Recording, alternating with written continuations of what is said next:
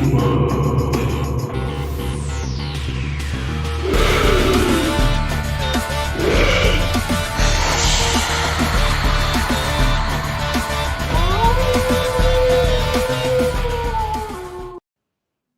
everybody, welcome to another episode of Bizarre and the Unknown. I realized I typed the title up wrong. As I was going live, I was like, oh man, I'm going to have to fix that later on, but we'll get her done did. So this episode, we're going to talk about the Thunderbird. I've always had a fascination with the Thunderbird ever since I was knee-high to a grasshopper's ass. I really like them. They're a mythical creature that is steeped in so much mythology and magic. Also, I'm a firm believer that they are a continuance of a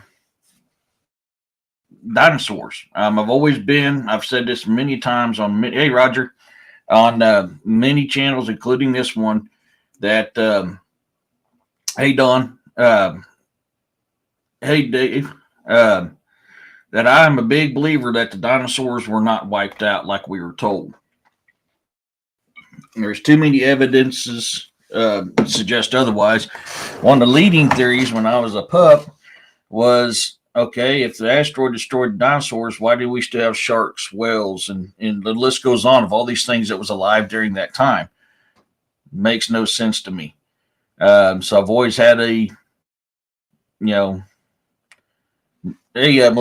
I've always had a outspokenness to that theory that the mainstream archaeologists and scientists will tell you, and historians. The other fact is, look at all these creatures, and Thunderbird is one of them, that is described when they're either drawn out or seen photographs of are dinosaurs that's supposed to be extinct, which we know the term dinosaurs coined in, I think it was 1869. Before then, they were known as dragons. But you look at Mesoamerica, so many carvings, they have carvings of dinosaurs. Look at the Congo, my local Mbembe, if I can even speak today. I mean, so many of these things. The list goes on and on and on. So I was doing some thinking today, and I was seeing a deal on the Thunderbird. I was like, man, this is going to be a good topic. So I figured we'd jump into it. Now, they say that the Thunderbird is a mythical creature primarily found in North. Oh, speaking of which, can you guys hear me better? I switched my microphone, put my old microphone back, and plugged it in. So I'm hoping you guys can hear me a lot better. That new one, I wasn't a fan of it, and kind of put it back up where I like it, where it's up and out of my way. Cougar alert. The Thunderbird is a mythical creature primarily found in North America. Indigenous cultures depicted as a large bird-like spirit that is believed to create thunder by flapping its wings and lightning by flashing its eyes. It is often considered a powerful symbol of nature, weather forces, sometimes acting as a guardian or protector in stories. Good. I'm glad to hear that. Yeah, I like this mic so much better, and I like it on my boom where it's up and out of the way. Now, that one I had yesterday, I've got to pretty much have my mouth on it in order for you to hear me. They're still staticky, so I was like, man, we're switching. So during Jessica's show yesterday, I switched it. So some of these depictions, there's a couple different depictions of Thunderbirds, and we'll get into that, and we'll get more detailed stuff here in a little bit. Trying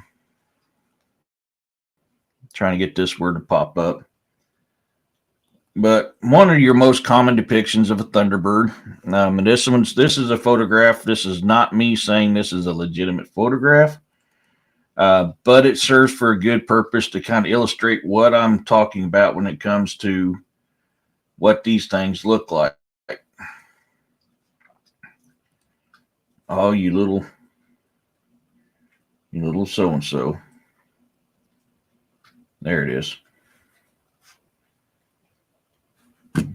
Now, if I can just get this to work. Of course, it's not. Is that thing right there? Hey, Corey, how's it going? You know, this is a very common depiction. In some aspects, they tell you it looks like a big eagle. big raptor, big condor. That is about half of the reports you hear, is those things right there. I mean, and these things they're so steeped in Native American culture, they even have them on their totem poles. I mean, this stuff it goes back a long ways. There's cave drawings of this, and this one you can kind of see it does look like an eagle, even on this cave drawing. Hey, Glitch. This is oh, I forgot what they call it, but this is on the ground. This is taken from a satellite view. Yet again, another eagle-like representation of the Thunderbird. Here's another one. This one's more pterodactyl looking, or pterosaur looking, which is the second depiction of these is a pterosaur. And this is what got me to thinking that they are more of a probably along the lines of a lost. Come on, pop up for me, baby. A lost dinosaur that we were told was extinct. I'm glad. Hey, it's good to have you in here, Glitch. I'm sorry, I was trying to get something said real quick, but it's good to have you in here. Welcome. Yeah, man. It's. Hey, we have a lot of fun in here. We like to cut up. We'll have a good time, but we also like to learn. But you know, a pterosaur is another very common depiction of a Thunderbird. I don't know. I mean, honestly, I can't tell you one way or another. I have never personally seen one, and that last artwork was what I created. If you guys caught the commercial that I put out, oh, thank you, man. I appreciate that, Glitch. Thank you so much. That was the artwork that I created for that commercial. So I've got a couple news articles that I want to read. I spent some time today in the Library of Congress. The origin of Thunderbirds can be traced back to ancient Native American cultures. Absolutely. But at the same time, Melissa, or David, Dave, these things can be traced back to not just Native American. But what we'll get into here in a little bit is there's cultures all around the world that have a similar story, depictions, everything of Thunderbirds. It's not just Native American. People at times still see it. Yes, they do. I mean, to this day, I was listening to a bunch of reports today. I couldn't get anything done in time to cut out to show you guys today, so I apologize on that. But I did go to the Library of Congress, and I pulled up some stuff that's in there. Oh man, that won't let me zoom in on it. I don't think. Maybe I can. Nope, it won't let me do it. We're okay. Good. It's showing up on there. This is I forgot where this came from. The Imperial Valley Press, El Centro, California, January. Give me the date, baby. January of 27th of 1938. This is when this report was taken. And Dave says, according to their legends, the Thunderbirds were ancestors of the human race and helped to create the universe. Yes, there is many reports of Native American and cultures around the world that suggest the same thing. Don said, when I was 15 years old, out hunting a fence line, I had an owl with a 25 to 30 foot wingspan fly over me. That was no owl, bro. That was no owl. There's no owl with that big of a wingspan. That's a big wingspan. The Imperial says Thunderbirds make concept. The legend then goes on to recall a bloody battle between the two tribes and of how the two Thunderbirds, now turned human, made a compact that their skulls should be preserved and made a pact that preserved and guarded by the Water Buster clan. This was done and all went well until sometime in the 1890s when Slim Shin, senior member of the Water Buster clan and guardian of the sacred bundle, died. His death occurred at a time when government pressure and military zeal were being comprised, being combined to put an end to the so-called pagan rites among the Indians. The water busters were afraid to practice their old ceremonies. The sacred bundle was neglected. Then in 1907, G.F. Wilson, a Presbyterian ministry, approached Wolf Chief, son of Old Slim Shin, with a proposition to purchase the bundle, though not a water buster, but a prairie chicken, inheritance being through the material line. Wolf Chief decided to sell the bundle to the missionary, who later resold it to the Hay Foundation, in whose museum it reposed until the negotiations undertaken by the Indian office resulted in the present agreement for the bundle return to exchange for 2 buffalo horns. So we're seeing here, this was, it's like I said, this was 1938? Yeah, 1938. You're seeing this in that kind of reports there. I've not heard that before. Yeah, it's amazing what you can find on Library of Congress. It looked just like a great horned owl. Holy cow, Don, that is wicked cool. It was more than 50 foot high. Wow, that's a big dude. I'm wondering if you didn't see one. I was 18 years old. Roxanne says, I was 18 years old with my dad walking a path, and we saw a Thunderbird. It was flying close to the ground. The shadow went through where we were standing. Was that up there in St. Joe, Roxanne? Roxanne says, didn't know it was a Thunderbird then until 1 year later. Holy cow, dude. Dawn says, Roxanne, the shadow of the owl is what made me look up. Yeah. I've seen some strange shadows on the ground, and I've heard some weird wing flaps, but I was never able to visually see something. So I have no way of confirming this is what I saw. It very well could have been something else. Anybody that knows the legend about the owl, there was a dark Native American, outside of Kansas. Well, it's in the same area. Kansas is right across the river. Man, that's still going to be in the same area. It's cool though. That is cool, Roxanne. But the dark spirit, which sounds very similar to Christianity, but this dark spirit thought he was just as strong and as mighty as the great creator, the great grandfather, the great mystery. So he says, I can create life such as you. And he created the owl. He created a flightless bird, or a bird that makes no sound when it flies. So, we're anybody knows anything about an owl is you're not going to hear them fly if they're flying by. Yeah, in KC, Kansas City's in Missouri. Yeah, Kansas City's, yeah, oh yeah, yeah. There's a lot of strange stuff in that area, man. Oh, owls are awesome. Depending on where you're from, owls are either a messenger of death or chaos, or they're a messenger of something else. Hey, like I saw nothing that I was a pterodactyl in Iraq. I saw something that I thought was a pterodactyl. No kidding. As many times I spent over there,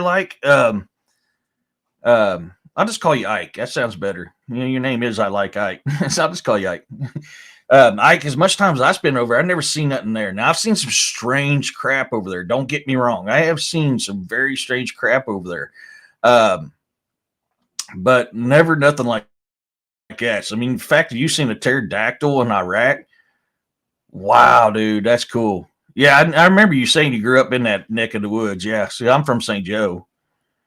Guy I was hunting with told me to shoot it. I told him no way. All I had was a single shot 20 gauge. I lost just, oh man, Don, I would imagine. I didn't want to repeat a lot of that on here, so that's why I kind of broke that up. Had an owl land in a tree 6 foot above my head while I was in the tree. Yeah, I've had them fly in front of me. I talked to them. they love to hoot out here. And so one of the things I do when I'm hunting turkey is the night before I go out, I'll go out in my woods and I'll go, ooh, ooh, ooh, ooh, and I'll listen for a gobble. Now, where they're gobbling, that lets me know where they're resting. But we also have the hoot owls that come in like to talk, and I'll hoot back at them, and they fly in close, and we just kind of talk back and forth. I saw a pterodactyl while wearing MBGs. Holy cow. I never would have thought of that. I was too worried about trying to find gin. That's, dude, that's awesome, dude. I've always wanted to ask my son if he saw anything like that in Iraq, but we were told not to ask questions. Yeah, don't ask questions. Just if they decide to tell you, they'll tell you. If not, there's probably a good reason. But I was too busy trying to find gin and other stuff and watching desert fox and scorpions. This next one, news article. Come on, baby, pop up here so I can see you. Comes from the Nome Nugget, Nome, Alaska, December 9th, 1963. Let me get this pulled up here. Yeah, Glitch. I guarantee. I mean, there's so much stuff that goes on there. Ike says I was too worried about IEDs. Wasn't there on the return trip? Oh man, yeah, IEDs were nasty, dude. Yeah, those things. Yeah.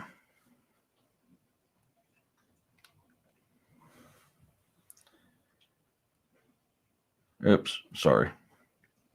Oh, sorry. At least the elders.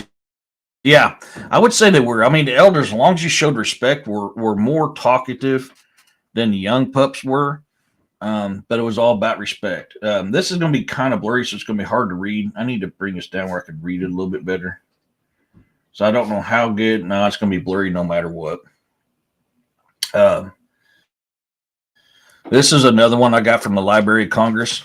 And the title of it was The Last of the Thunderbirds, a story from a lower Yukon from the 18th annual BAE report.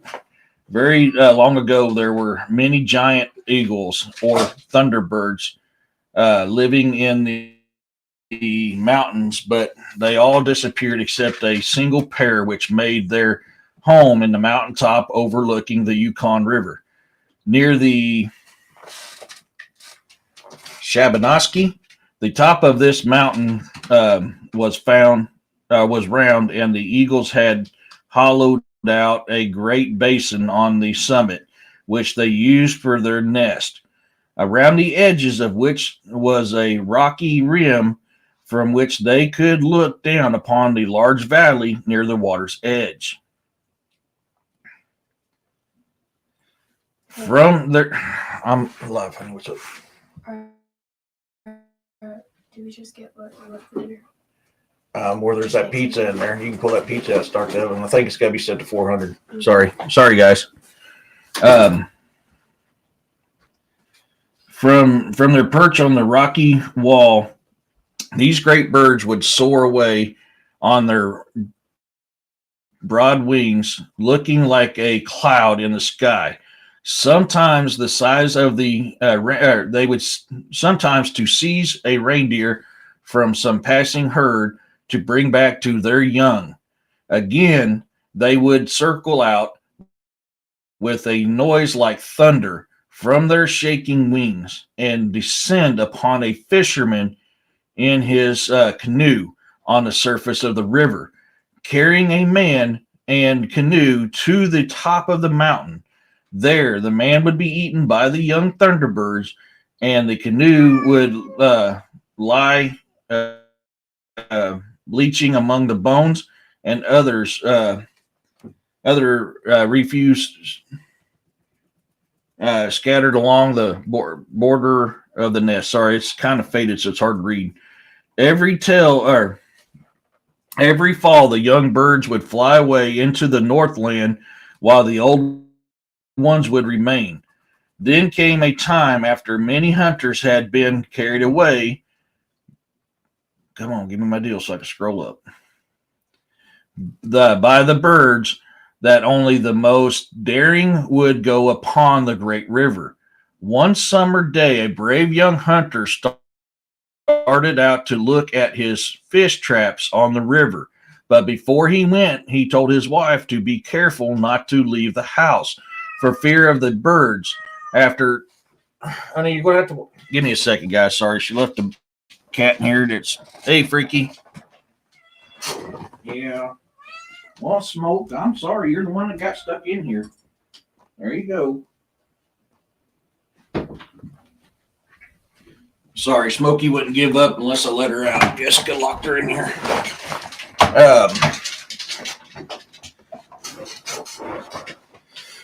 After her husband had gone, the young wife saw that the water tub was empty. So she took a bucket and went to the river for water. As she turned to go back, a roaring noise like thunder filled the air, and one of the birds darted down and seized her in its talons.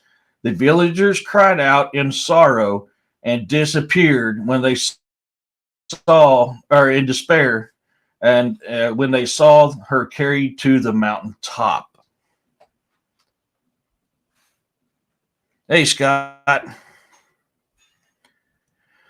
Check that bell icon. Make sure it didn't go to private. It's been doing that quite a bit on a lot of the stuff. I'm constantly having to do that too. So that's something to consider. If you got content creator, come on, mouse. If you got content creators you like to follow, and for some reason you're not getting their deal, most likely that's because it's the bell icon set to private instead of all. So you have to check that. What is the symbolism of the Thunderbird? It's a spirit of the weather. It comes about during a storm, or brings about a storm. So in some cultures, a Thunderbird is a kind spirit. In some cultures, it is not. And this is what I want to try to get into here in a little bit, is the fact that there is two of them. Rebirth would be more of the Phoenix, wouldn't it, Scott? The Phoenix is more of a sign of rebirth than a Thunderbird, I was thinking. I didn't think about pulling up. I mean, besides that one stuff, I get notification, but the bell don't chime to red whether I'm on YouTube or not. Yeah. Okay, that's what I was thinking. On that one there, it won't go to red, but it'll just send a banner on your phone saying, "Hey, I'm here," if that's where it's at, or it sends a little message in your YouTube thingy, let you know we're going live. Hey, Urso. I was going to say the Phoenix too, but that's a Firebird. Well, and that's the funny thing is, if you actually study the Phoenix and you study the Thunderbird, it makes me wonder if they ain't cut from somewhere the similar cloth, because there's a lot of similarities to them, but there's a lot of differences too. I have a phone, but no internet ready. Oh no, man! I hate hearing that. Yeah, it's usually the only time I get it on my computer is if I'm on actual YouTube. Then it'll send me a little icon thing up there, and then you click it and it says, "Hey, by the way, Bizarre and the Unknown is going live in 30 minutes," or "Bizarre and the Unknown's live." I don't know if each computer does it differently, but mine doesn't. Or that's what mine does. I think the Thunderbird is much bigger and not as hot. Yeah, I mean, 100% freaky. Yeah. Isn't a Thunderbird known for its size? Yeah, the Thunderbird is huge, Scott. I mean, it's bigger than a Cessna plane. It's freaking huge. It's bigger than any big bird we've known about. Corey says, wouldn't it be awesome if someone captured a photo of a storm cloud with multiple? I was thinking about that, but I didn't want to show that without your permission, Corey, and I forgot to text you. But if you're okay with it, yeah, I could pull that up real quick. If I still got it on my computer, I may have transferred that to my external. Looks like I did.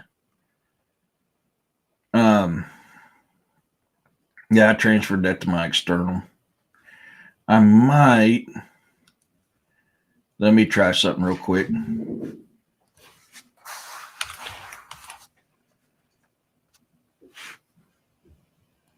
I might still have it in my email. If I do, then I'll be able to pull it up that way. Oops. I like the symbolism of the phoenix bird of rebirth. Yeah, I'm going to be doing a show about the phoenix as well.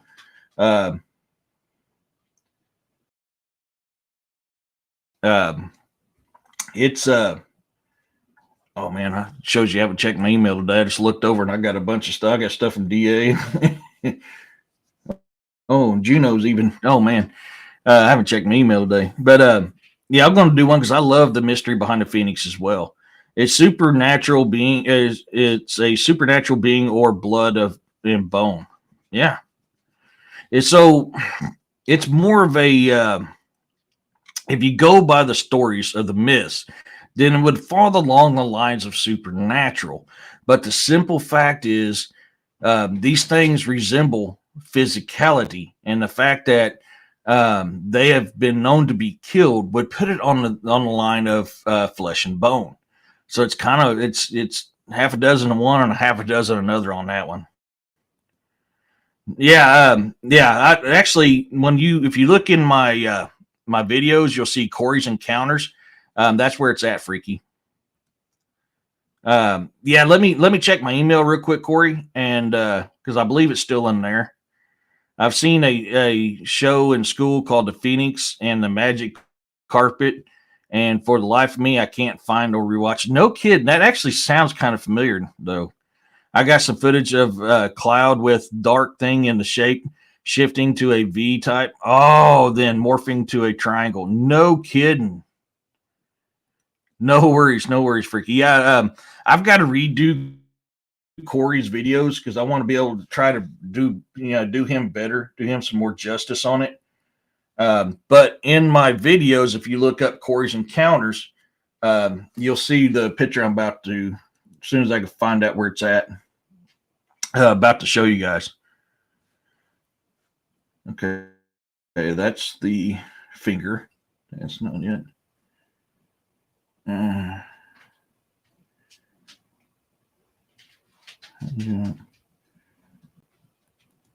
Is that it? Oh, nope. That is the Mayan that was in the fire.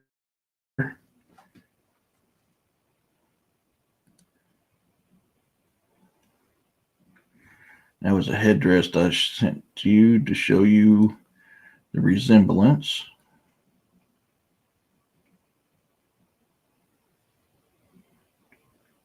Oh, that's Project High Jump.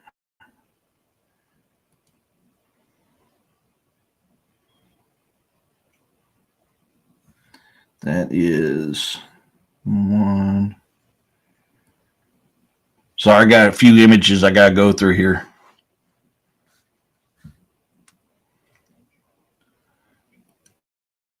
So wrong with my naughty mind. Freaky. I'll pay my bill and send it to you. Oh, that's the axe. Where the heck? It should be in one of these, man. I've got a lot of photos I got to go through real quick. Okay. No, that's the ones where I showed. Okay, yeah, that's not that one. Okay.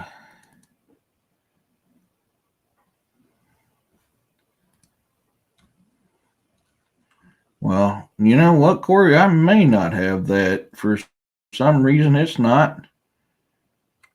Why is that not in the emails? Send it to me on Messenger, Corey. And I'll pull it up that way. I won't be able to pull it up on text because I'm on my computer. So send it to me on Messenger. And, oh, wait, you don't have Messenger. Okay. Yeah, text it to me. I'll send it to the Messenger. Say the one name. Free Sky missing. But if you wouldn't mind, Corey, pull that up, send it to me on Messenger. I'll pull it up on the screen here and show everybody. I'll get back to this other stuff while I'm waiting on that. But for some reason, that wasn't in my email still, which I don't know why it wasn't. So that's kind of bothering me a little. Get back to my Thunderbirds here. Yeah, they can. Oh no! Did you break your chumper munchers?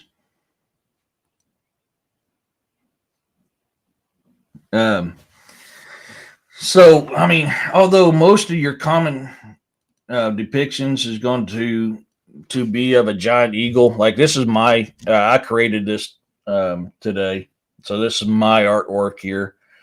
Even though a lot of them will come across as a giant eagle of sorts, bring it upon the storm. I mean, like I said earlier, the other accounts are that of a pterosaur. So it's hard to say. Now, this is where I was talking about earlier. And, this is also, I created this also. When you hear about the stories of some being good and some being bad, could that be the fact that they're talking about two separate things? And they're talking about the one, which is this one, the pterosaur, which is swooping down and getting people, although eagles are known to do the very same thing. Or is it the eagle one? This is another, I created this one too. So this is all my artwork here. Could it be this? I mean, so that's where I ponder. Exactly, Roxy. And this is for entertainment purposes only. This is my thought, my theory on the Thunderbird. The fact there's two different stories. What I'm saying is I'm not saying is true, just that of my opinion.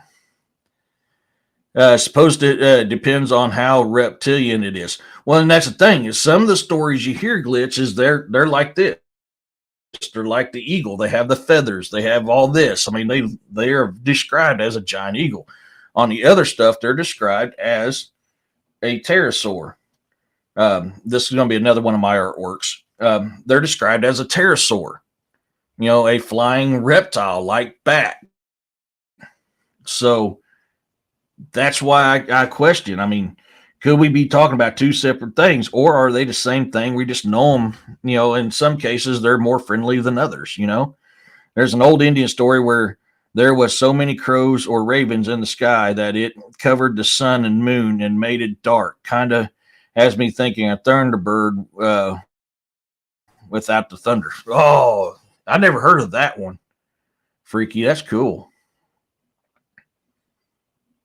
I'm lurking in the background. No worries. No worries. So, I mean, that's why I'm kind of curious. I mean, are we dealing with two separate things here, or are we just dealing with two different types of person? Quit, you daggone thing. Two different personalities. So, I mean, you guys should know, those of who's been listening to me for a while, I'm a very big advocate. Like when it comes to Dogman, a natural werewolf, or Bigfoots, I believe each of them have their own personality. Some will be good, some will be bad. And, are we dealing with the same concept when it comes to these Thunderbirds? Let me drop this down for a second here, get in here. This is going to be some more stuff that I found on the Thunderbird. And this is in the American Southwest. While exploring the Sonora Desert on 12 February 1699, Captain Juan Mateo Manier, accompanied by Jesuit, and I can't speak Spanish, so I'm guessing the best of these names as possible. Jesuit Subayo, Francisco Quino, and Ademo Gil was told by a Paima Indians that a giant monster lived in a nearby cave in days past. It was a menace to the Paima because it would fly around and catch as many Indians as it could eat. Not even white ones. I saw Don said, I saw a show that they said in Alaska, a bird big enough to pick up a moose and flew. Yes, I've seen a lot of stuff on that. Moose, caribou, humans. I mean, there was an incident happened in the 60s or 70s where one of these giant Thunderbirds tried to pick up this kid and carried him 40 foot before his mom was able to get him out of the talons. Oh yeah, I mean, you have imagine the size of that in order to be able to pick up a moose. I mean, that thing would have to be humongous. There's reports from airplane pilots talking about these things being bigger than their planes. The ones in Alaska are meant to be a lot more are meant to be a lot more hostile. I wonder if that's all cryptids that are well, I mean that glitch. That's a very good theory because we know that Bigfoot in that area are a lot more aggressive. Black bear in that area are more aggressive than black bear here. Black bear here will run for you from you. I mean, the only time they're really going to attack you is if you corner them or you mess with their cubs. Then they're going to come after you. Whenever that's not, you sent to my email. Thanks, Corey. Otherwise, black bear here will run for you. In Alaska, they'll come after you. And I think it's probably because the lack of food would make them that way. Or there's something else. There's something magic in the mountains which causes them to be that way. But I'm leaning more towards the lack of food. Urso said, I was walking in the valley of the temples towards the cemetery in Kanioy. Oh, where the goat farm is. Yeah. Okay, yeah. The one where people disappear all the time. Yeah. I saw a white, huge owl, like 15-foot wingspan, flew over top. An owl in Hawaii?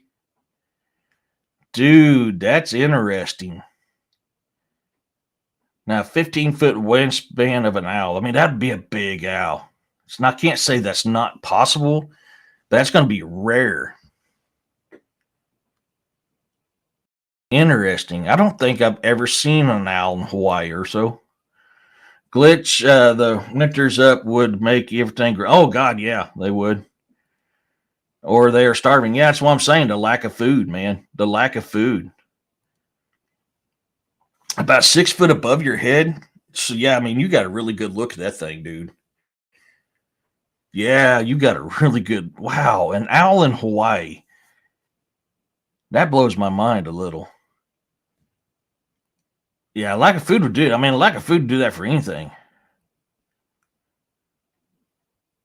By the mountains, too. Over by H3, where I seen them firewalkers I was talking about yesterday. I seen a video where an eagle picked up a goat from the side of a mountain for its meal. Yeah, I've seen them do it with deer. Yeah, I mean, oh yeah. I mean, I've seen them with goats. I've seen them do it to deers, dogs, cats. I mean, that stuff is, eagles can do that. I know scientists will tell you not, but there's plenty of videos showing otherwise. Bear will attack and eat people if they are starving. Yeah, they will. You're on the menu, like it or not. We're not the top predator. We like to think we're the top predator. We are by far the top predator. Don, there's supposed to be a huge bird in Alaska that is big enough to pick up human to be never. Yeah, and they're talking about, and that's Thunderbird. When they're talking about that, that's the actual Thunderbird. Hey, Blue, how's it going? No worries, buddy. There was an actual case where a guy died because an eagle dropped a tortoise. Oh, I remember that glitched. Oh, yeah, that happened in what was that, the late 80s, early 90s, if I remember correctly? That happened a long time ago, but yeah, I remember hearing about that. No, it wasn't a mud shell. Yeah, it definitely wasn't a mud shell. Say a couple more comments. So get back to this one here. One day after the creature had eaten its fill, some Indians followed it back to its cave. When it was sound asleep, they closed the cave entrance off with wood collected for the occasion, then set it afire. The creature could not escape, and growling ferocity died as it was asphyxiated by the flames and smoke. Now, where's another story we've heard of this happening to Native Americans when they were being hunted by certain things? If you remember, the Payo did it to the red-haired giants that was eating them. You're seeing the same thing happen to this Thunderbird. I remember that. They were also talked to them on a video that's on YouTube. Yeah. Lovelock Caves. You got it, Glitch. So, and this is not the first time that they've used this tactic to take something like this out. The Paima recalled another story of a killing similar creature in the Pueblo of Aspuria, Posura, by using the same strategy. We were told the bones of this creature was found during a pacification of Mexico by General Don Hernando Cortez, and were sent to Spain. Stories of giant man-eating birds are common among many other Indian tribes of the American Southwest. The Yaqui Indians spoke of a giant bird that lived on a hill of the Otonkawi. Every morning it would fly out to capture its human prey. After many deaths, a young boy who lost his family to this bird unalived the creature with its bow and arrows. In Utah's San Rafael Swell, there is other suggestive evidence of man's coexistence with pterosaurs. In the Black Dragon Canyon, there's a beautiful photograph of a pterosaur. The Native Americans of the swell apparently saw a bird-like creature with enormous wings, a tail, and a long neck and beak, and a vertical head crest, which some flying reptiles are found. Evidence of some reptiles being found. Yeah, redheaded giant, ginger giants. Yes, Roxanne. Yeah, freaky. Yep, redheaded giants. Yep. Yep. Yeah, in my merch store for Roxanne, I do have the ginger line. It's like ginger plants, Roxanne. How can you forget the ginger line? I can't forget the ginger line, man. Ginger hair cuties. Y'all are awesome, man. One creature in Native American mythology that has long puzzled anthropologists is the Thunderbird. Stories of Thunderbirds are widespread, extending from Alaska all the way down to South America. Native Americans attribute Thunderbird and lightning attribute thunder and lightning to those birds. The thunder results from the flapping of their wings, while bolts of lightning precede their mouths. The impressive size of the Thunderbirds meant that during midday flight, they would cast strikingly large shadows upon the ground. The Thunderbirds' descriptions, albeit distorted by time and retelling, so much fits that of the pterosaur that even some evolutionists have conceded on that point. The Thunderbird appears in many Native American tales and Native American artwork. Its description is very much like one of the prehistoric flying reptiles that flapped its way through the skies in the days of the dinosaurs. The Sioux Native Americans tell a story about an experience some of the warriors had with a Thunderbird that perfectly fits the description of a pterodon. Remember what I promised you. Okay, you're going to make... Fire waterborne ginger. Yeah, my oldest is. Yeah, but Gray got it. What did I promise you, Roxanne? I made your merch. I'm trying to think what I promised you. One day, long, long ago, before the white man came to America, a party of Sioux warriors were out hunting. They left their village far behind. Before they realized it, the group of braves found themselves alone in the bare and rocky badlands of the West. Suddenly, the sky darkened. There was a clap of thunder that shook the earth. Looking up in terror, the Sioux warriors thought they saw a shape of a giant bird falling to earth. Perks. Yes, I did forget. I ain't gonna lie. I forgot. The band of hunters traveled over the Badlands for days until they came at the last to the spot where they thought the giant bird had fallen. Nothing was left of the terrible creature but its bones. The Native Americans shuddered as they looked at the monster's skeleton. The bird had fallen so hard, they thought, that its bones were partially sunk in the rock. But the braves could see that its wingspan was as big as 4 tall men standing on top of another. The strange creature had fierce claws on its wings, as well as on its feet. The beak was so long and sharp. There was a long, bony crest on its head. The Native Americans knew that they had never seen a bird like this before. I mean, that is setting right up for a pterodactyl or a pterosaur. A pic of what my favorite story person would look like. Did I promise you that? I'll have to get with DA on that one. Scott, yeah. No joke. No joke. Yep, you guessed it, Dawn. You guessed. I didn't know I promised that. Are you sure I did? Because I'd have to get with DA. DA owns that. Firewater, so peeing on, on the. I am not going there.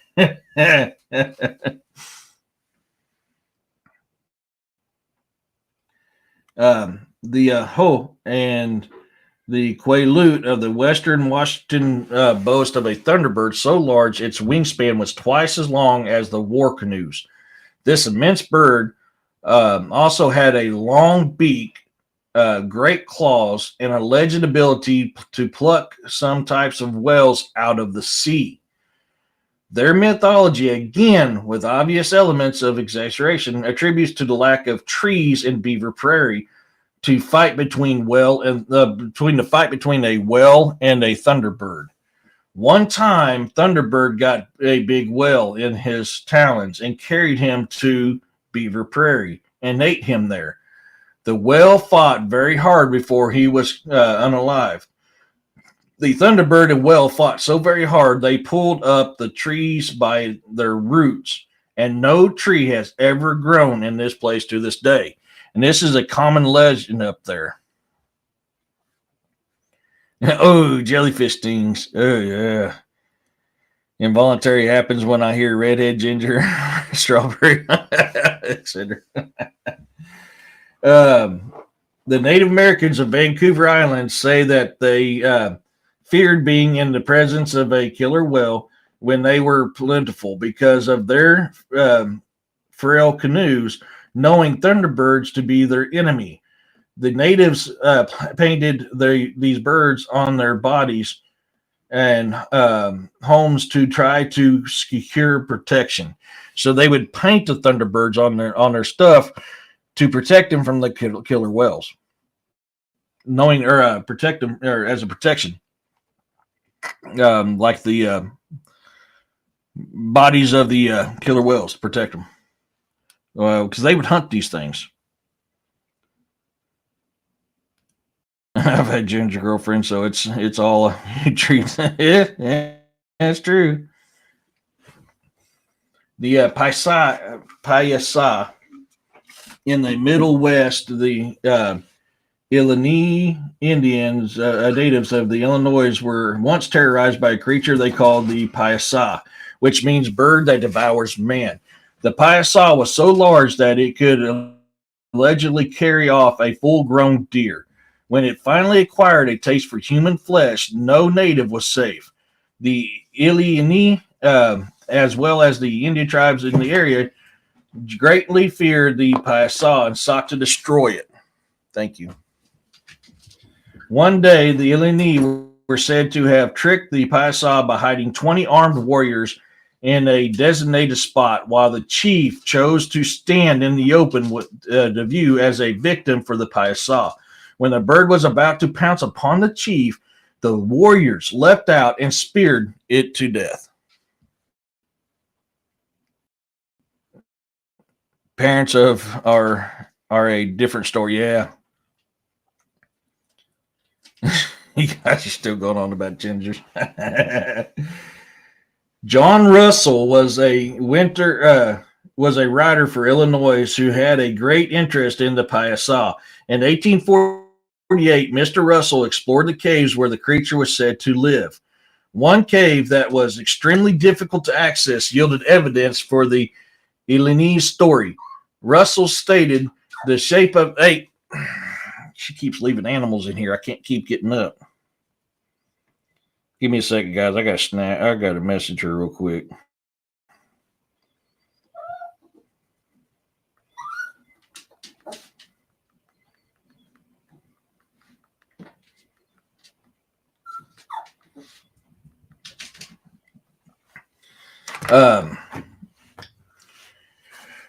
But so far, or see, Russell stated the shape of the cave was irregular, but so far as I could judge, the bottom would average 20 to 30 feet. The floor of the cave throughout its whole extent was one mass of human bones. So what kind of creature was a Piasa? High upon the cliff in Alton, Illinois, the natives made a painting of the Piasa. The painting was destroyed in 1850s when the face of the cliff collapsed into the river. However, many explorers during the 17th and 18th century saw the painting and described it as a great deal in their journals. These explorers describe a bird-like creature with many reptilian characteristics. She is not going to let him out. I'm going to have to do it again. I'm going to have to get up again. I wonder if they are annoying her, so her she has annoying too. Oh, I'm a ginger and half Mexican and half Irish. My dad would tell people to make me mad. Yeah, he's on his pillow. He loves his pillow. He has his own bed in my bedroom. It's got its own built-in blanket. He likes crawling there if he's not laying on my bed. Sorry, guys. I apologize again. She's not. Hold on, buddy. Yeah. I know. She's not answering her phone. There you go. We keep locking animals in here. I apologize, guys. I'm so sorry. Roxanne, this next one's going to be for you. This is going to be from half of your neck of the woods. That's Mexico and South America. There's a similar evidence suggesting possible coexistence with pterosaurs among the natives of Mexico and South America. Jose Diaz Bolillo, a Mexican archaeologist, discovered an ancient Mayan relief sculpture in Veracruz, Mexico, of a bird with some features of a pterodon. The November 1968 edition of Science Digest published an article on this evolutionary oddity called Serpent Bird of the Mayans. The serpent bird, says Poleo, is not merely the product of Mayan flights or of fancy, but a realistic representation of an animal that lived during the period of the ancient Mayans, 1,000 to 5,000 years ago. Two of the most controversial discoveries in the 20th century are the ceramic and clay figurines of the Cambro, Mexico, and the Ica stones of Peru.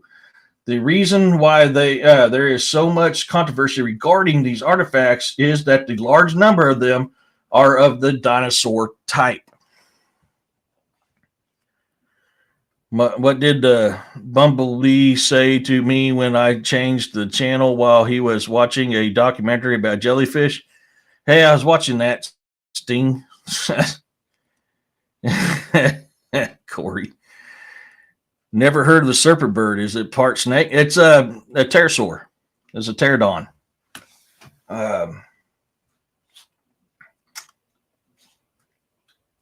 The figurines of Cambro were discovered in 1940s by a German archaeologist named Waldemar Julesrud. One day, while on the outskirts of Acambaro, also discovered a figurine protruding half out of the ground. He had one of his employees dig the area and bring the artifacts back to his home. Not long after, over 33,000 figurines filled nearly every square inch of his mansion. The Ica stones of Peru were brought to light in the first half of the 20th century as a result of the overflowing of the Ica River. This flood caused eroding of a mountainside, thus exposing a cave. The cave proved to be a repository of the stones. There are a total of 16,000 stones in existence. 11,000 were amassed by Dr. Javier Cabrera, former professor of medicine at the University of Lima, and displayed in his museum.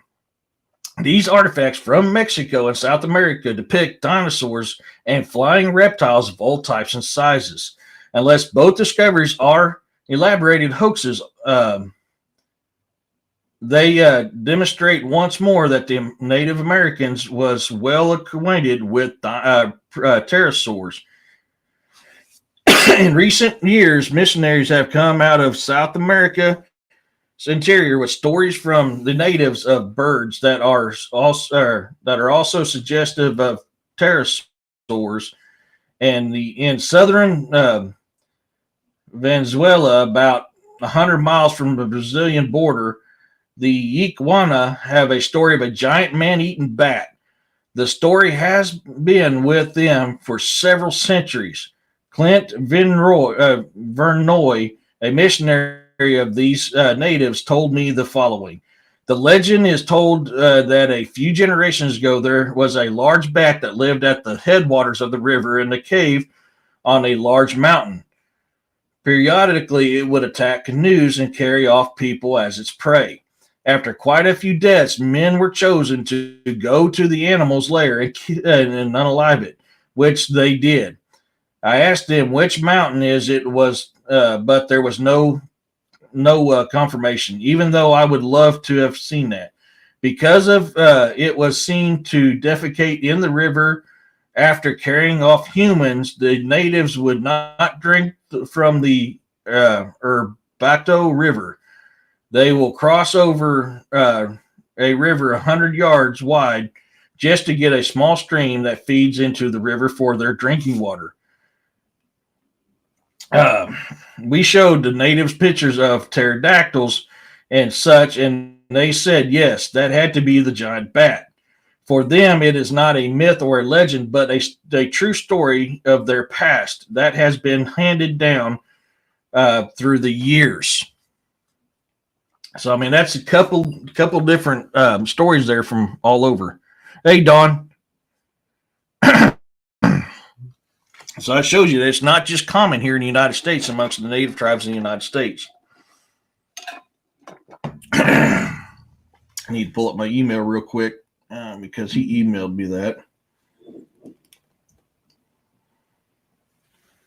I wanted to finish that up before I got back to it. And this is what I whenever I was doing Corey's video, I discovered this, and man, it blew our minds.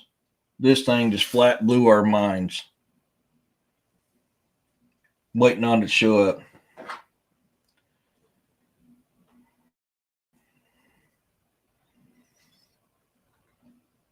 Excuse me.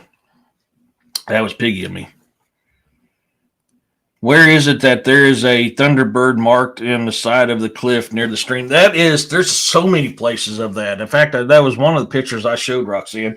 A lot of that stuff's going to be all mixed all over the mountains across the western part of the United States.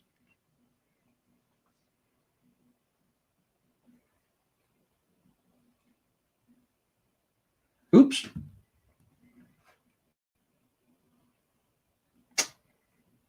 There it goes. Make sure I didn't miss anybody while I'm waiting on this. Oh, it's top of the hour. Let me get to this real quick, Roxanne, and I will get to that. Thank you. So in the video, you're going to hear me talk about, here's that thunder beam we were talking about right here. This is on along the Red River in Oklahoma. And there's this thunder beam coming out of this tornado right here. What I caught was this right here. You can see the long protruding beak, the long wings, and long tail, Thunderbird. And this was caught. Remind me, Corey, when was this? I can't remember when you said this was taken, but this was fairly recently. But right there's a Thunderbird, and it looks just like a pterodactyl.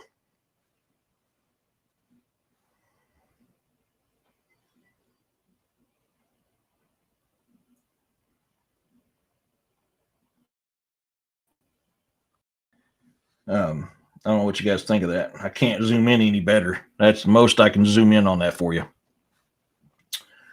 But I mean, it's just really cool. Hey, you got a thunder beam here on one side and a Thunderbird here on the other during a storm that happened in Oklahoma.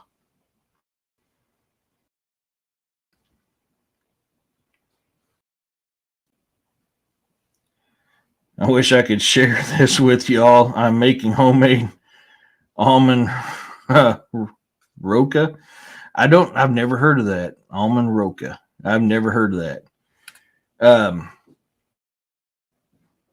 Let's get some Dark Angel Medical done real quick. Oh, there. Thanks, Corey. Around 2021 over Comanche, Oklahoma. Thank you. So, I mean, that was just 3 years ago, going on 4 years ago that photo was taken. Let's get some Dark Angel Medical.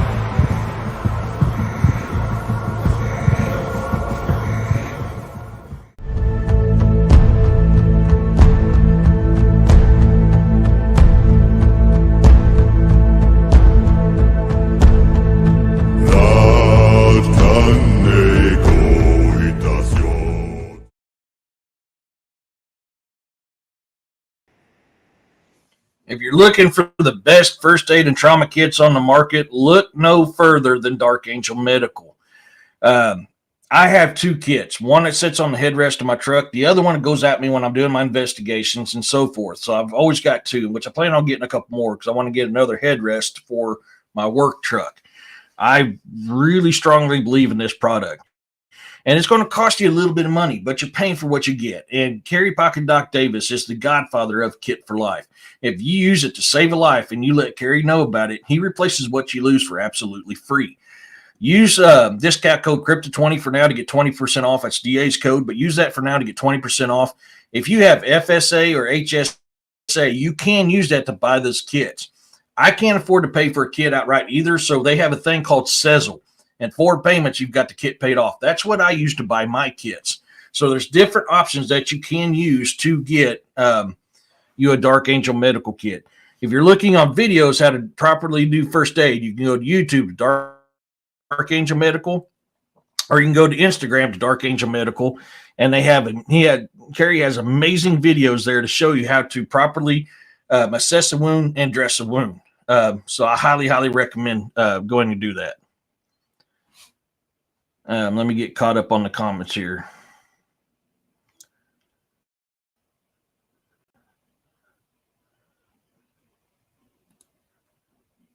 Ursula says, I'll also get you a pic that I thought was a really weird big bird. Heck yeah, dude. I mean, let's look into that. I love that stuff. I need to move on and out. Hope everyone has a nice day. Hey, Scott, you have a good one. Thank you for coming in. Hey, Ike, have a good one. Good night, buddy. Oh, thank you. Yes, these kits also have a 2 year lifespan on the refill on the medication. So in 2 years, let doc know he replaces it. My Dark Angel medical kit band aids have saved my life 3 times already. Could have got a nasty infection from those paper cuts. Yeah, dude, I love Dark Angel medical. I really do. Um, so I was replying to DA's email for a second while that was going on. So another type of Thunderbird that we hear about actually comes from China, and it's let me find the artwork. Where'd that artwork go? Where'd that artwork go? It's called a Li Gonga. Yeah, Li Gongan. However you say that. And let me get a picture. I'll show you what it looks like here. I'm waiting on it to load up. And this is what they say that their Thunderbird looks like. And I mean, it's curious. It's a little different. But I mean, they do talk about it. And the Li Gong carries a drum and a mallet to produce thunder, and a chisel to punish evildoers. The Li Gong is depicted as a fearsome creature with claws, bat wings, and a blue body, and wears only a loincloth. Um, this is actually, I've never heard of this one before. These Li Gongs, I've never heard of this. This was actually something I discovered today, so I'm learning this just like you guys are on this one. This was interesting as all get out, and I'm waiting on it to load up because I want to kind of hit a little bit more on that because I'm not familiar with it just like you guys ain't.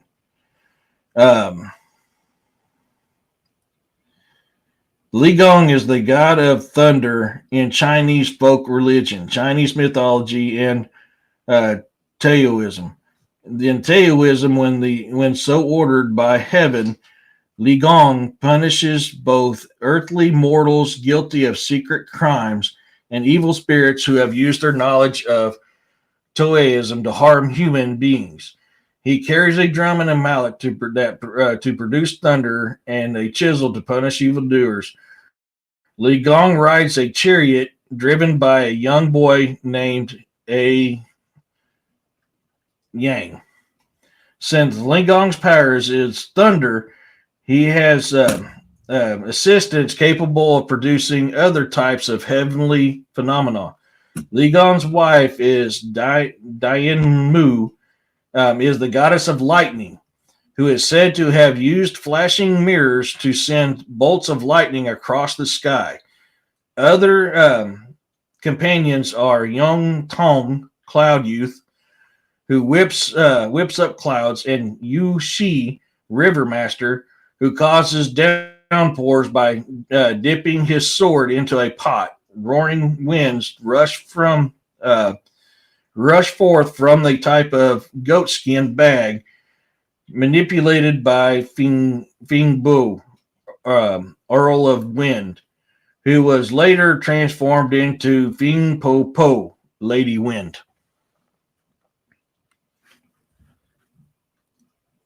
Why would a Thunderbird need a loincloth? I know. I mean, I know. I mean, that one there, yeah. I mean, that one there wasn't quite like it, but that's very close. I mean, it's bat wings and stuff like that. That's why I found it interesting, and that's the Chinese version of them. Hindu have one as well, and this is another one I didn't know about. I'm waiting on this thing to pop up. Yeah, I know. I mean, it makes you wonder. I mean, it really makes you wonder on that stuff. But this is Gradu, and this is the Hindu Thunderbird. Let me see if I can enlarge it a little bit better for you guys here. That's Gradu. And get down. Thank you. In Hindu mythology, Gradua is a divine bird-like creature that is the mount of the god Vishnu and symbolizes many things, including strength, speed, transcendence. Gradu is a powerful figure who can fly faster than any bird. Connections between the divine and the earthly. Gradu's image represents the connection between the divine and the earthly realms. The struggle between good and evil. Gradu is the enemy of snakes, which are agents of the underworld. Heavenly power. Gradu represents heavenly power and is a symbol of virtue, hope, and rebirth. Military prowess. Gradu is a brilliant warrior who symbolizes speed, violence, and military prowess. In heaven. Gradu represents birth and heaven. Gradu is often depicted with the head and wings of an eagle and sometimes with a human body. He has large clawed feet, a feathered back, and a curved beak. His wings and eyes are golden, and his hair blazes upwards. Gradu's myth explains why he is the enemy of serpents. His father was an ancient sage with two wives, Gadru and Vinata, who were fierce rivals. Gradu was born to Vinata and was able to fly faster than any bird, even at birth. So, I mean, he's a wicked, wicked dude there.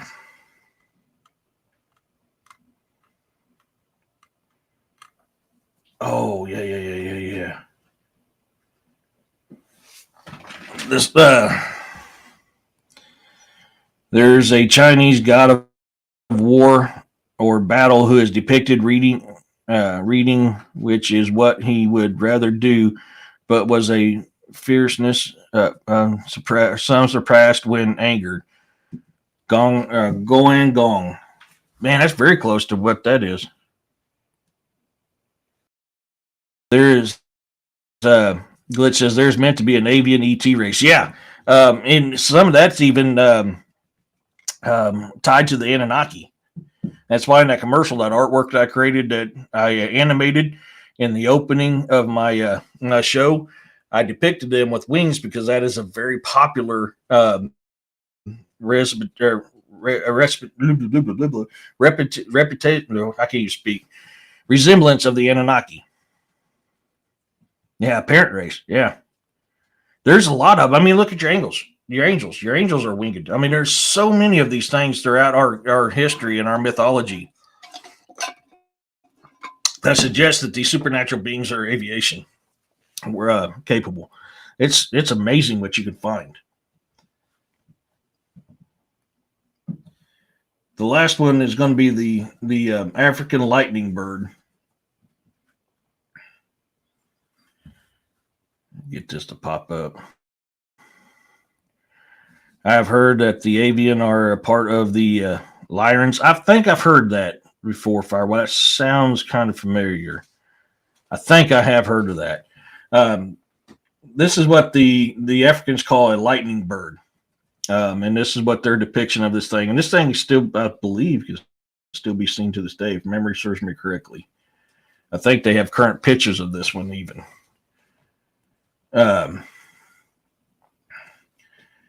The Impundulu, or lightning bird from Koesa folklore, can summon thunderstorms of lightning by just flapping its wings. According to dictionary.com, the Impundulu of southern Africa is a mythical bird associated with witchcraft, frequently manifested as the secretary bird. It's about the size of a human. Some research said that the mythological bird could even take the form of 4 humans. One source said that the lightning bird is a white with red wings,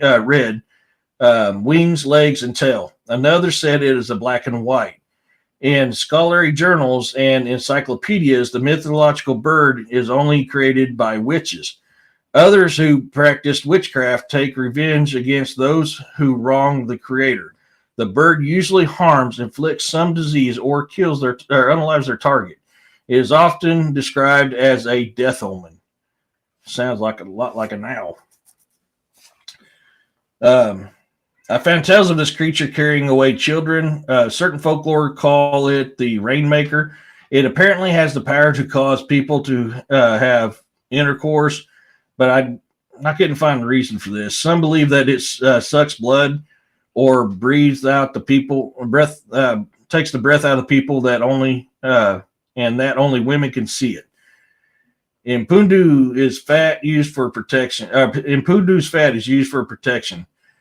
To prevent this bird from attacking a person, there's also a Gapo, which is used to protect people from malicious spells cast by witches and sorcerers. It can ward against headaches and nose bleeding caused by the impundu. It seems the lightning bird can be found in folklore on several South American tribes. It would be a stretch to say that maybe each tribe has a different story about the bird. ADA.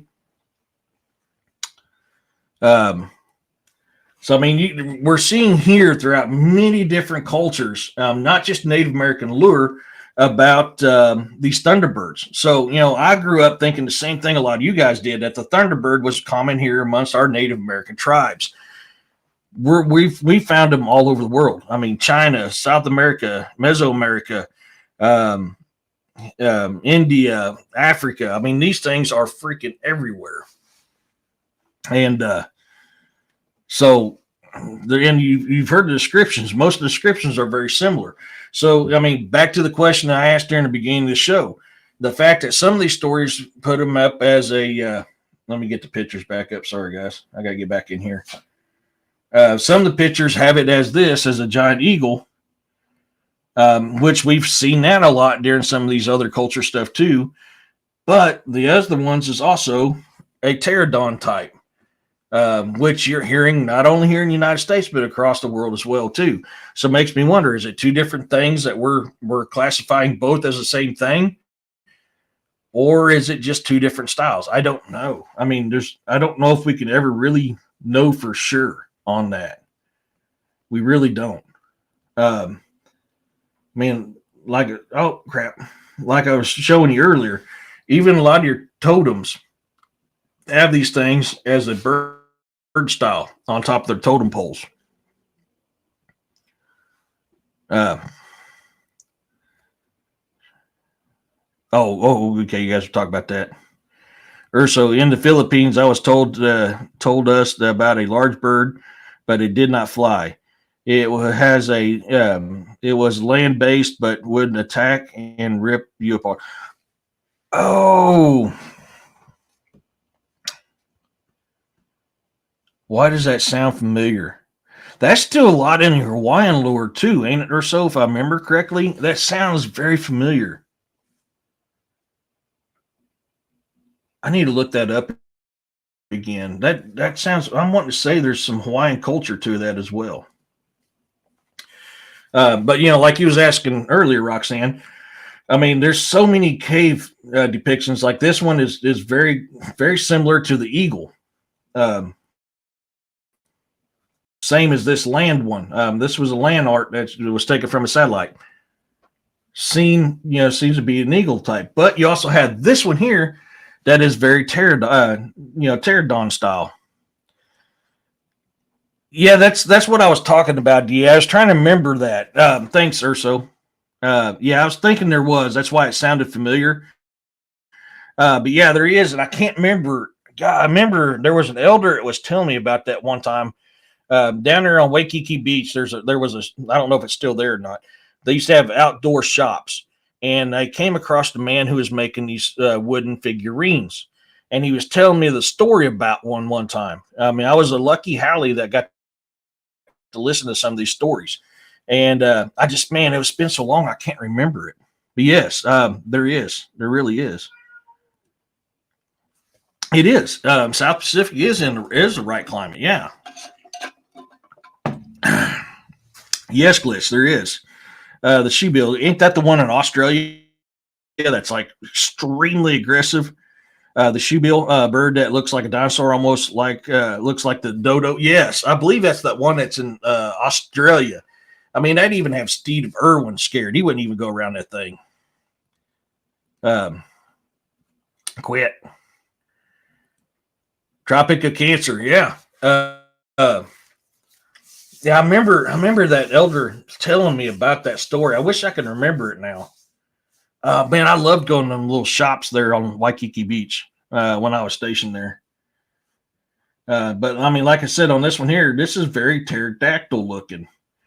So I mean, we're seeing it both in both of these things in these cultures around the world. This is all stuff from Native American, ancient Native American stuff. But it's here. I mean, it's in there. A Buso freaking literally love Shoebill. Yeah, Shoebill was, man, if that's the one I'm thinking it is, them things are like extremely aggressive. I'm blessed to not have run into one of those when I was in Australia. Although we ran across an emu on a 50 cal range, and let's just say it's probably not a topic for YouTube. The Australians loved it. Our command did not.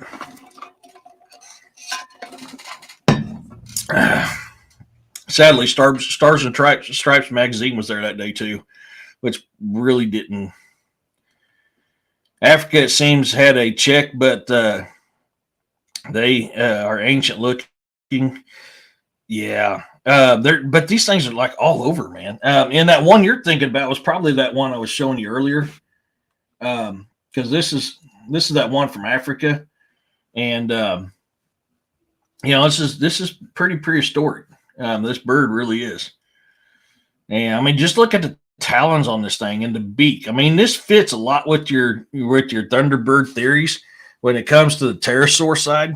But it's feathered just like the eagle is. But yeah, this is one from their ancient times that they were talking about. And I don't know if that's the one you was talking about there, Glitch, or not. But I'm wondering if it ain't. Oh, my mouse is, I'm looking at my screen here going, why isn't my mouse going over there? That's because it was on the other screen. What do you think of that on the internet where a man is standing next to a huge bird, wing spreads out, don't know if it's real or not? Oh, you talking about this is one I cannot say that this is real. I liked it because it kind of fit with the depiction that I was trying to go with. But you talking about that one there, Roxanne? I cannot. To me, this looks very, very fake. Honestly, it looks like a cutout. I could be wrong. I mean, I completely could be wrong. But I needed something with a reference with a guy in it, and that's why I grabbed it. But I don't know if this is what you was talking a lot. No, it's similar, but the shoebill has a much bigger beak. Yeah, I'll pull that up here in just a minute. Very similar though with the crest and the back of the head. Yeah. Okay. Yeah. I can't. To me, judging by this, this looks extremely fake. It looks thin. It looks cut out. Even judging by the shadow of it, that shadow right there. If you take a look, see how thin that is. The fact there's no 3D depth to this at all. To me, this screams fake, but I wanted something to kind of represent about the size of these things compared to human. That's why I grabbed this one up. Yeah, I don't know. I can't really say that this one's real, Roxanne. I'm really leaning to it. It's not. So far, I've never met a bird I don't like. Yeah. Yeah, its head and neck seem thin too. Yeah, it does. To me, I mean, that screams cut out. Come on.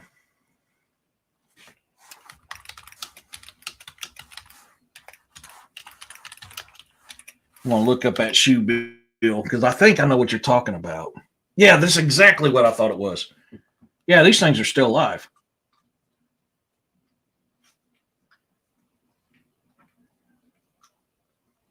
Where's it? I'll pop it up here in just a second. I'm trying to see where it's from.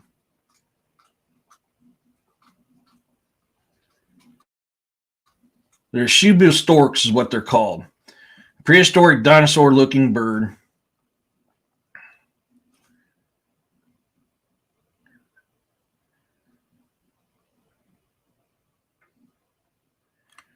Let me pull up the photo real quick. I'm waiting on it to load up. Yeah, this is exactly what I thought you was talking about originally. Yeah, this thing even has Steve Irwin scared. Yeah, man, this thing will disavow you in a heartbeat, though. I mean, these things are straight up freaking mean. I can't make it smaller, so we'll have to scroll up and down. But that's your shoe bill. These things are extremely aggressive. And you can't see the feet on there. Shoe bill stork, well-headed stork. East Africa, okay. Yeah, it's East Africa. Okay. Yeah, you're right on that. Yeah, man, that's why for some reason I was thinking Australia, and that could be because of Steve Irwin. That's the first time I ever seen one. Yeah, man, them things are wicked. That is just one wicked bird. Yeah, it's one of those birds from the prehistoric times. I mean, yet again, another thing there. From the prehistoric times, yet it wasn't wiped out by dinosaurs, or when the dinosaurs were. I mean, yet again, just like I was talking in the beginning of the show, when you're dealing a lot with these Thunderbirds, you know, you would think that if the dinosaurs were wiped out when these things lived with them, that they would be too.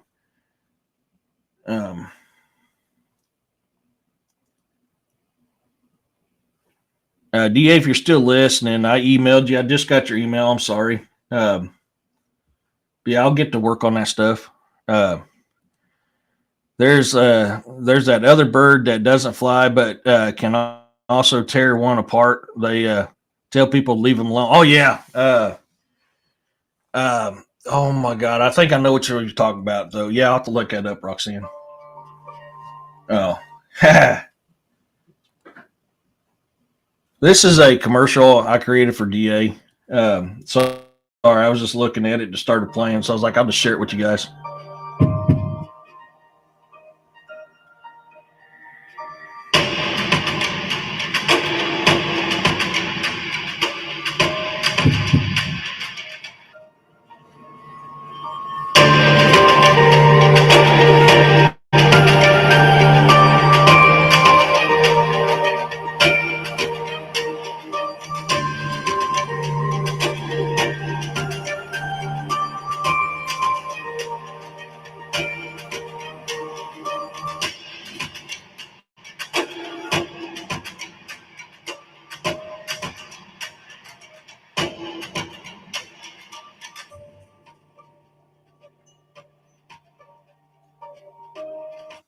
That's something I'm working on with him right now. I still got to do some work. Cassowary. Oh my God. Well, yes, Firewater. Thank you so much. Yes, cassowary is what I was thinking of. Yes. Okay. Yeah. Thank you. I started questioning myself there for a second, but I was like, man, maybe I'm wrong. But yes, no, you are correct. Absolutely correct. Cassowary. I got some work to do on that one still there too. I think it's called, I misspelled it, cassowaries. Yeah, cassowaries. That's the one I was thinking of. That's like extremely violent, man. And that thing, Steve Irwin was even scared of it. Yeah, I've got to do some work to it, so I'll be working on that this week or next weekend. Hopefully, I can get some time this week to work on it some. But it's just something I'm working on for DA. But I mean, that's going to be a long one, so I didn't want to play the whole thing right now. And I've still got to do some work to it. But yeah, so no, yeah, them cassowaries, dude. That's another one that's prehistoric, though. I mean, that's another one that's prehistoric.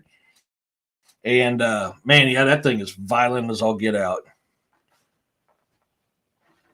Yeah, cassowary. Yeah.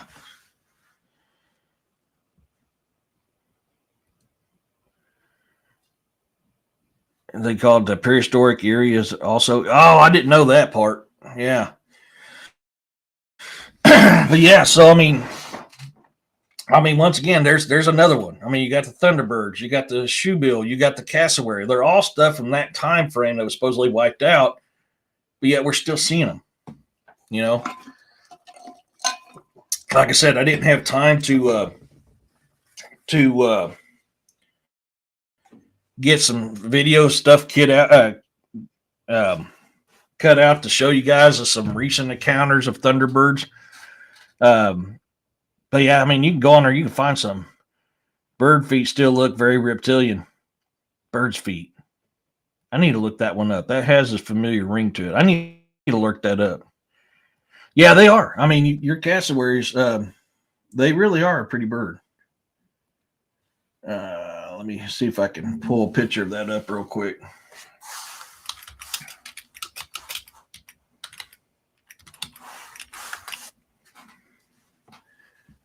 Yeah, okay. Yeah. Okay. Yeah, damn, these things are, it's like an emu and an ostrich had something they weren't supposed to have, and the result came out to a child that did not like life. Bird's feet. I'll have to look at one up here in just a second. I have studied breed, rescued, rehabilitated, and released domestic and wildlife birds for 40 years. Oh, wow. Firewater, that's cool. I'm waiting on this to load up, guys. There it is. No, I don't want you up. I'm trying to show something. Yeah. Those are your cassowaries. Oh, hey, Kevin. Yeah, that's the one I was thinking of, man. These things are freaking wicked mean. Wicked mean.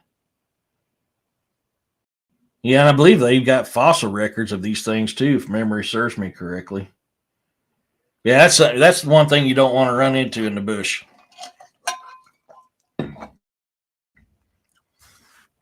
What was that one that Glitch was talking about? Bird's feet. Let me try to look that up real quick.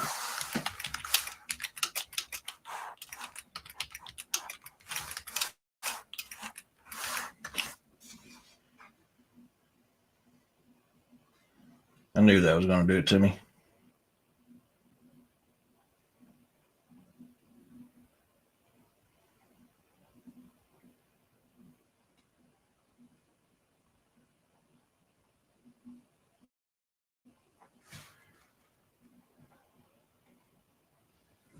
Yeah, it's pulling everything. It's pulling feet of birds up. It's not showing me what I was looking at or wanting to try to find.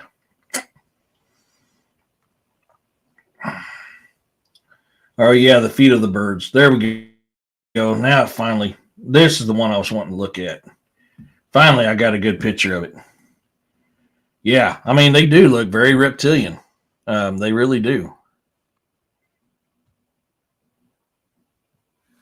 I mean, look at them talons. Look at the feet on them. You know, which there's a lot of theory out there suggesting that a lot of what we call dinosaurs nowadays evolved into what our aviation birds are. I mean, we know some of them had feathers. I mean, a chicken is closer related to a Tyrannosaurus Rex. So, I mean, there's a lot of things to suggest that. So, I mean, could that have been what happened to your pterodons? You know, could they have grown feathers and now we're calling him? Is that why there's two different depictions of them? Possibly. Yeah, it looks like a lizard's leg and a bird's foot, huge scales. Yeah. Crossover. Yeah. I mean, these things are they're all flat out, just wicked. Ooh, that was creepy. I just showed a picture of a cassowary looking straight at a camera. He's got that. It's like, man, you really want to go with me? I'll throw hands. That's the kind of look he's got. So yeah.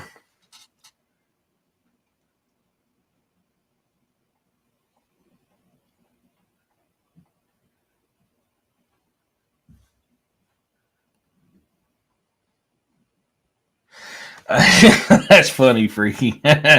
Yeah, I mean, we're okay. So I don't believe in evolution to the extent of Darwin, if that makes sense. Do I think we evolve to fit our environment? Yes, I think we do. Proof's in the pudding. We that one time were really huge. Then we became really small. Now we're starting to become huge again. I mean, look at the stories. I mean, they were talking we were 12, 14 foot tall, and then we got all the way down to around 5'4" was an average, 5'6" was a pretty tall dude. I'm 5'9". I'd have been a tall dude.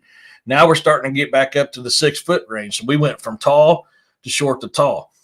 So look at our ancestors, Native Americans, back when they ran this land quite a bit, their average was 5'4". So I mean that was an average size. Now we're up around the 6 foot range. They certainly dinosaurs were made like birds of that day. Yeah, I mean their bones even suggest a lot of that, Roxanne. I mean, yeah, becoming huge is one thing, but fat is bad. Yeah, I know. I went vertical, or I went horizontal, not vertical. That was my problem. So I mean, that could be why there's some of them that picked them as being like leathery bats. The other one is like eagles. Are we seeing where they're transforming from one to another? That is possible. I would be doing it a disjustice if I didn't add that into that theory. That is a possibility. It's not. I can't say that's what happened, but it's a good theory and a good possibility. So I mean, I'd be doing it disjustice if I didn't consider that as being a possibility, especially considering the depictions that's all over the world. I mean, both of them are depicted. I mean, you see the cave paintings of them. You've seen the land structures of them. You heard the stories of them. They all describe both the wing or the feathered and the non-feathered ones, the ones like pterodons and the ones that are eagles. Then again, I mean, is it like I asked in the beginning show? Is it two different species and we're just misidentifying them and combining them together as one, which we do a lot with Bigfoot. We do a lot with werewolves. We do it a lot with giants. We do a lot with a lot of this cryptid stuff that we don't know about. We love to categorize something that fits with our concept in our brains. That way we feel comfortable with our knowledge. Instead of thinking out and going, this could be something different, we have to put it in a category that we agree with to make ourselves comfortable. We were engineered by star beings where we are, I think, the seventh seeding of the earth. I've heard that before, Firewater. I have no evidence to support that, but I can tell you it's a very good possibility and a very good theory. I would love to see more evidence on it, but yes, I mean, that is definitely a leading theory that has a lot of weight to it. Hey, Jeff, I can't disagree with that because I can't say yay and I can't say nay on that. I mean, just like these things, I can't say yay, can't say nay. There's not enough evidence. But I mean, a lot of stuff would suggest we're not from this planet. So I mean, that's why that theory there of being a star engineered by star beings has a lot of weight. I mean, there's just a lot about us that doesn't fit with this planet. Now, I know people say animals don't get sunburned, but I know for a fact they do. I've had a dog that has gotten sunburnt before. They very much can get sunburnt. They just don't do it like we do.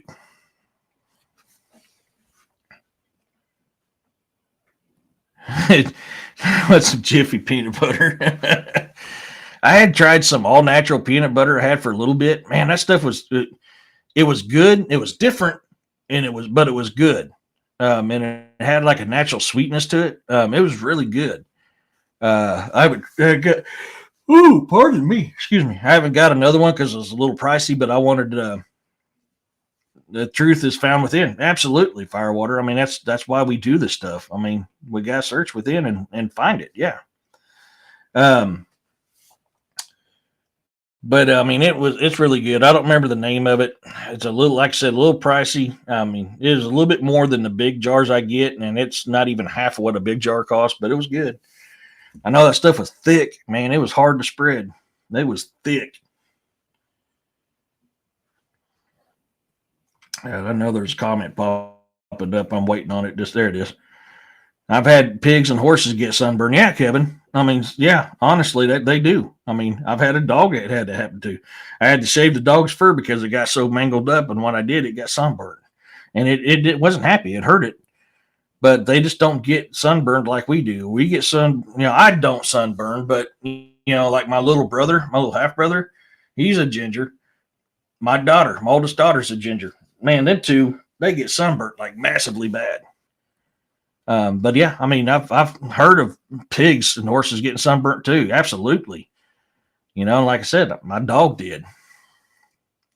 Now, I mean, that was me, changing the structure of the animal, which caused the sunburn. And is that why? Possibly. I mean, I'd say probably yes, but it still got sunburn.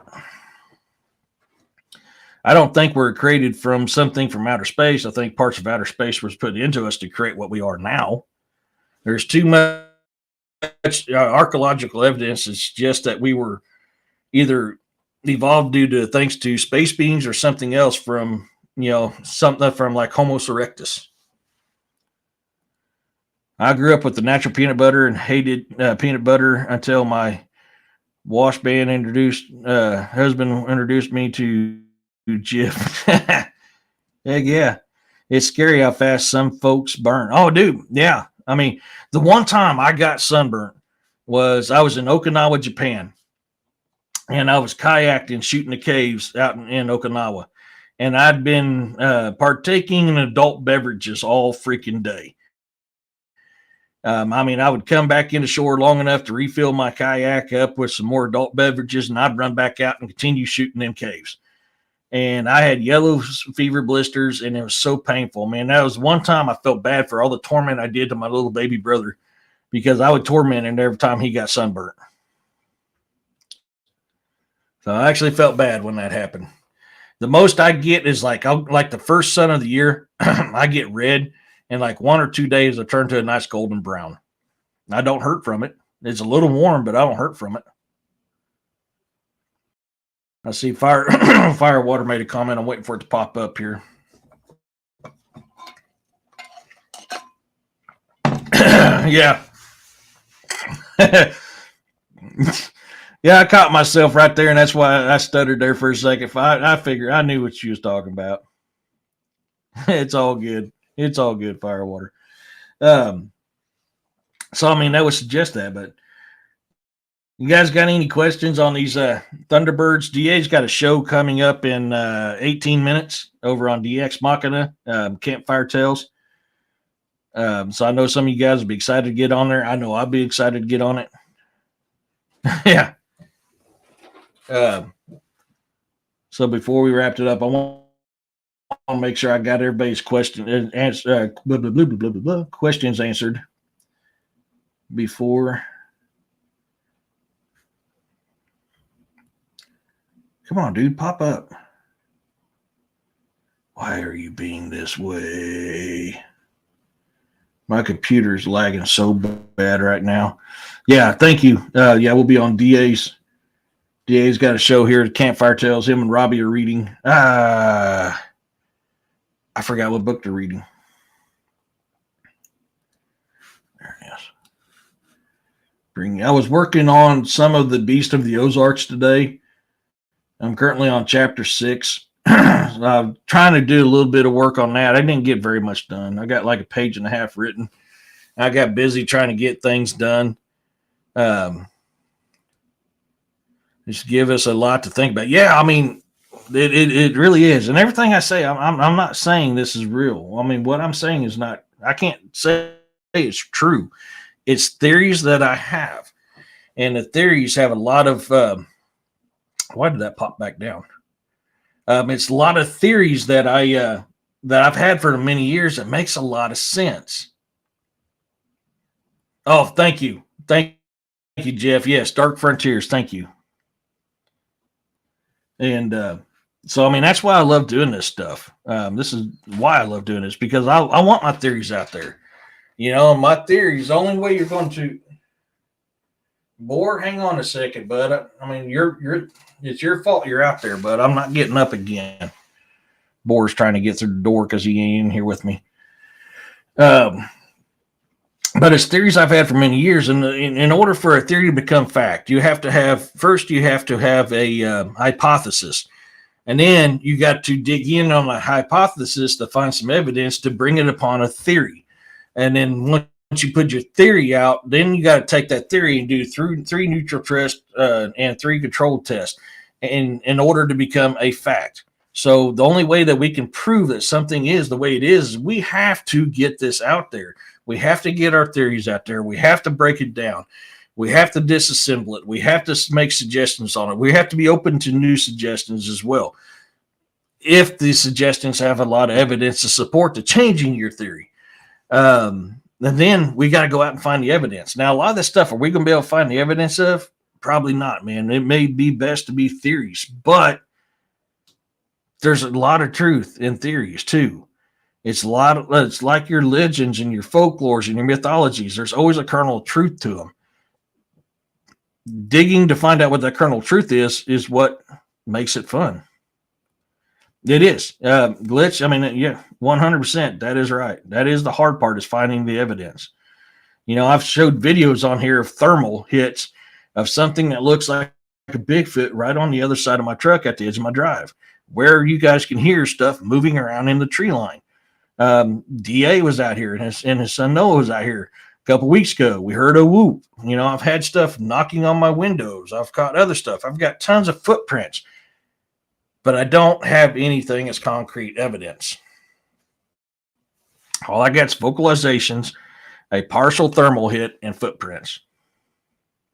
You know, I've heard samurai chatter out here. So, but I mean, all that is good to go with the theory of Bigfoot, but I can't say it's fact because it's not concrete evidence. I have nothing to be able to back it up to suggest that this is 100% unrefutable evidence that this is what it is. That's why it's a theory. And that's how my mind works when I do these investigations. And when I look this stuff up, is I've got to look at it. This is a theory. This is not fact. This is a theory. And this is my theory and why I believe this way. And I'm going to be stubborn and keep all of that theory unless I find something different to suggest that my theory was wrong and this new theory fits in, which I can add it to the theory. I mean, I approach a lot of this stuff that way. You know, there's some stuff I'm stubborn on. I was like, man, I just not enough evidence for me to suggest otherwise. Even if you got a high res pick, people wouldn't think it. Yeah, I mean that, and yes, I mean AI is a demon amongst. I use AI. You've seen the AI pictures I created. I use the AI to create pictures, you know, artwork for this type of stuff. At least I'm big enough to admit, hey, this is my creation. Yeah, Bigfoot is good at hiding unless he wants to be. You want to see him exactly. I mean, exactly. There's more than a morsel of truth in mythology, unless exactly. I mean, yeah, Firewater, you're right. There is, and that's what I love about this stuff. This is what makes me. This is my passion. This is what I love, and this is why I do this stuff. 100% glitch. I'd seek world champion. So I don't know what next week's show is going to be about yet. I haven't made up my mind. I felt something pulled towards Thunderbird, which I've got to correct the title. I admit I messed up on the title. I typed it in quick, went crap. But I will get that fixed as soon as it lets me. So next week, I don't know. Everything's, as long as I don't get called in to work again. I mean, I pulled like 37 hours overtime this last week. This is my first day off since Sunday. I should have campfire chat Saturday and then the Bazaar and the Unknowns Sunday. So hope to see you guys there. Hopefully William's feeling good. I could be on with him. So here in about 11 minutes, you know, hope to see everybody in DA stuff. I'm going to be doing some work, so I'll be listening more than anything because I've got to get things done. So I got to go back to work in the morning. That's on my favorite hat. That's funny, Jeff. Yeah.